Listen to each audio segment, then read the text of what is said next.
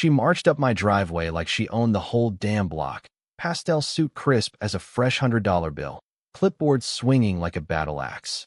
Mr. Harlan, that flagpole is a clear violation of Willow Creek Estate's aesthetic standards, Barbara Kensington announced, voice syrupy sweet, but sharp enough to slice through the Texas morning heat. I squinted against the sun, staring at the woman who'd crowned herself queen of our little suburban paradise, president of the HOA, a title she wore like a crown she'd stolen from someone who actually deserved it. Old Glory and the Texas flag snapped proudly at the top of the pole my grandfather had sunk 30 years ago, back when this corner lot was just open land before the cookie-cutter McMansions marched in. "Ma'am," I said, keeping my voice level like I'd done in the army when idiots with rank tried to push buttons. "This is my property, paid in full, and those flags have flown here longer than your HOA even existed." Barbara, Barb to her tennis ladies clique, flipped through her papers with a dismissive flick, eyes cold as the granite countertops she probably had installed with someone else's dues. "Our covenants are crystal clear, Colt. And don't get me started on that rustic workshop shed of yours. It's an eyesore. We're a community of harmony here." Harmony. Right. The kind where everyone smiles while they stab you in the back over mailbox color. I didn't laugh out loud, but inside I was already filing this under Kensington's Follies, my private little scrapbook of her nonsense. This wasn't the first jab. For weeks there'd been whispers at the community pool about that uncooperative new guy on Maple Lane who wouldn't align with neighborhood values. I'd ignored it, figuring Karen's got a Karen. But staring at Barb's Botox-tight smile, I realized those were just ranging shots. The real war had just kicked off. 2 days later, the formal declaration arrived. Not a drone this time, but a cream-colored envelope thick as a wedding invite, embossed with the Willow Creek HOA crest like it was Buckingham Palace. Inside, typed on heavy stock, Barb politely invited me to remove the flagpole, repaint the shed approved beige, and consider voluntary compliance, or face escalating fines. The audacity almost made me chuckle. Almost. My reply was 7 words on plain printer paper. Respectfully, no. This is my home. That was enough to light the fuse. Suddenly, the feed store guys I'd known for years got weirdly quiet when I walked in. "Heard Harlan's being difficult," someone muttered just loud enough. Then the petty crap started. My private property sign got smeared with what looked suspiciously like organic kale smoothie. A week later, a designer dog waste bag landed inside my fence, probably from one of Barb's purebred Yorkies. I'd catch her silver Lexus cruising past my corner lot way too slow, her eyes scanning my American flag like it was a personal insult to her curated perfection. The old instincts kicked in. You don't survive 2 tours without learning to gather intel. Every incident got logged. Date, time, photos, the fancy letter, my curt reply. The file grew fat. If Barbara Kensington thought she was dealing with some pushover veteran who'd just roll over for community standards, she was about to discover this particular piece of Texas grit had a long memory and zero tolerance for suburban tyrants playing dress-up as law. Her Follies file didn't stay thin. Next came the thick envelopes, official-looking notices of non-compliance, with made-up citation numbers and climbing fines for everything from unapproved flag height to improper storage of personal vehicles, my classic Chevy in the driveway. A quick call to the county confirmed none of it was legally binding. Pure intimidation dressed up as paperwork.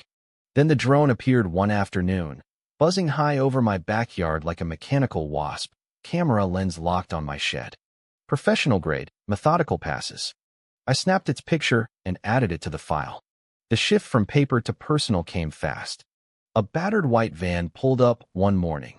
2 beefy guys in matching green polo shirts, Willow Creek logos stitched like they were Secret Service.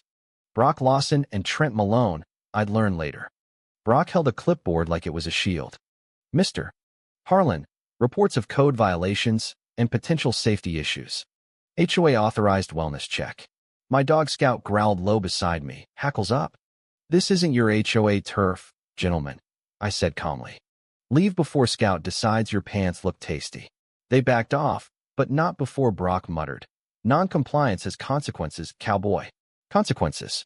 Cute. A few days later, I found my workshop shed door pried open, tools scattered, and Scout limping with a fresh gash on his flank. Deep, deliberate. Not random. My blood ran cold, then hot. Security footage caught two figures in those same green polos at 2 a.m., one swinging something metal while the other laughed.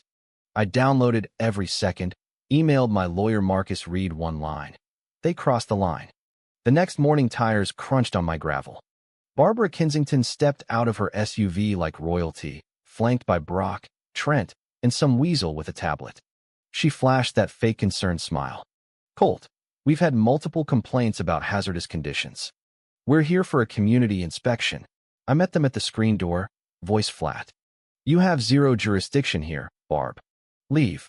Her smile twisted. "Make this easy." Brock reached for the latch. That was the moment. I stepped back, grabbed the Remington from the rack, racked a shell, caught chunk, and stepped outside. Boom. First shot straight up into blue sky. Barbara shrieked like a tea kettle. Boom. Second shot. Last warning. Next one kisses your designer shoes. Get off my land. They scrambled like roaches when the light flips on, tumbling into the SUV. Barb fumbled for her phone. "I'm calling the sheriff." "You lunatic." "Good," I said. "Tell them everything." 15 minutes later, red and blue lights flashed. Deputy Ruiz looked nervous. Sergeant Morales didn't. Barbara launched into full victim mode, mascara running. I handed over the flash drive. Footage of their break-in last night. Trespass, animal cruelty.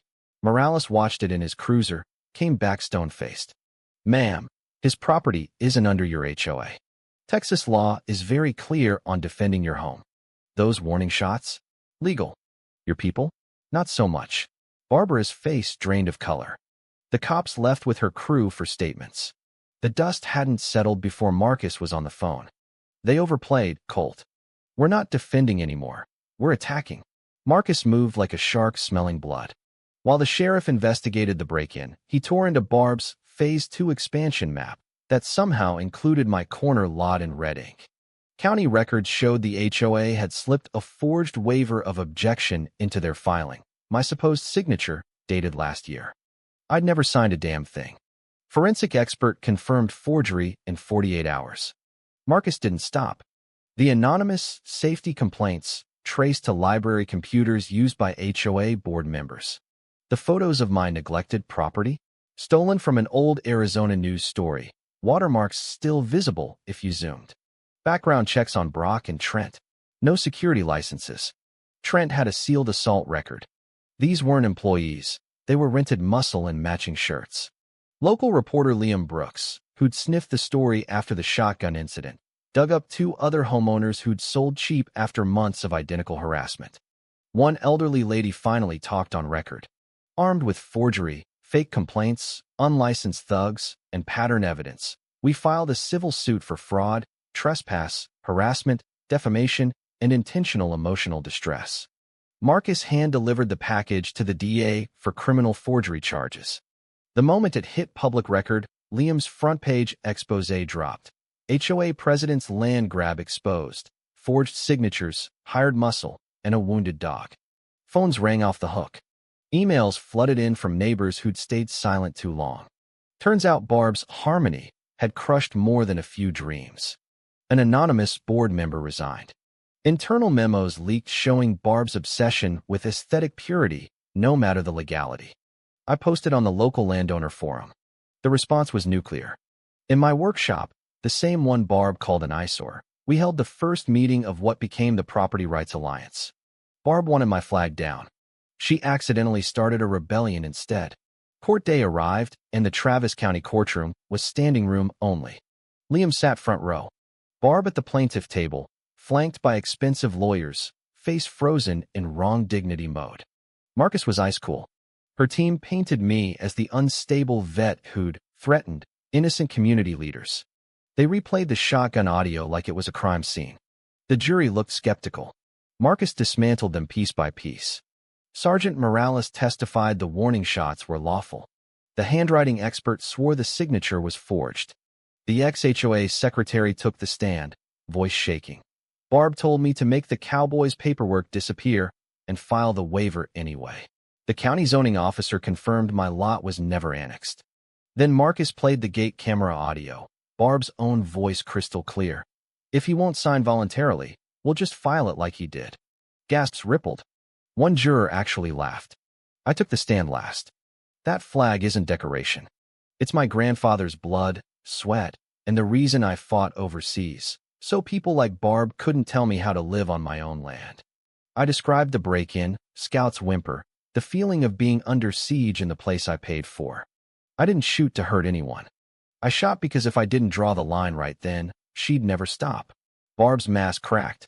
Just for a second, pure panic flashing before she smoothed it. Jury was out 4 hours. Foreman, a retired mechanic with grease under his nails, stood. We fined for the plaintiff on all counts. Judge Harlan didn't blink. MS. Kensington, $275,000 in damages for legal fees, vet bills, security upgrades, and reputational harm. And because of the forgery and orchestrated harassment, I am referring this entire file to the DA for criminal charges. Barb let out a strangled, "This is outrageous. I was protecting the community." The gavel fell. The civil win felt sweet, but cornered animals bite hardest. I doubled security, added thermal cams. Scout healed, but still limped when it rained. The petty stuff stopped until the moonless night 3 weeks later. 3 a.m. Scout shot up growling, staring toward the workshop. I was out the back door, Winchester in hand, moving silent through shadows. Thermal picked up 2 heat signatures at the shed, dark clothes, pros, one carrying a jerry can. They were going to burn it with Scout's bed inside. Rage turned my blood to ice. "Drop it," I roared, stepping into view. The guy with the gas panicked and ran. I fired 1 round into the dirt at his feet. Gravel peppered his boots. He face-planted, hands up. The other dropped the crowbar. Zip-tied them with paracord before the deputies arrived. Under questioning, one cracked fast. Hired cash by a nervous woman in a silver Lexus at a strip mall meet. Burn the shed. Make sure the dog doesn't make it. Partial plate matched Barb's. While out on bail for forgery, she'd ordered felony arson. DA piled on conspiracy, solicitation, attempted destruction of property. No bail this time. At sentencing, Judge Harlan looked tired of her games. 12 years, no parole. The gavel cracked like thunder. Barbara Kensington, former queen of Willow Creek, shuffled out in cuffs, pastel suit replaced by orange. Quiet settled over my corner lot again. Scout's scar turned silver. The new gate sign I commissioned became local legend. 6-foot oak, letters burned deep. You're not in an HOA. You're in Texas. Respect the fence. The Property Rights Alliance grew across 3 counties. Marcus gave free advice. Liam's series won awards. Even the governor's office called about a new Property Rights Act. I told the aide I'd rather barbecue than shake hands with politicians. Late nights I still sit on the porch, Scout at my feet, flags snapping softly. The land is still mine. But it's more now. A line drawn, a story told. Proof one guy pushed too far can still push back and win. Last week, a lost delivery driver read my sign, dropped a misaddressed package outside the gate, and sprinted away. I tossed it in the burn barrel. Scout thumped his tail. Peace held. So tell me, who was really in the wrong? The veteran who refused to lower his flag and defended his home with warning shots, or the HOA Karen who forged documents, hired thugs, injured a dog, and tried to burn everything down just to stay in power? Was it justice served, or just karma finally collecting on 30 years of clipboard tyranny? Drop your verdict below. I'm reading every single one.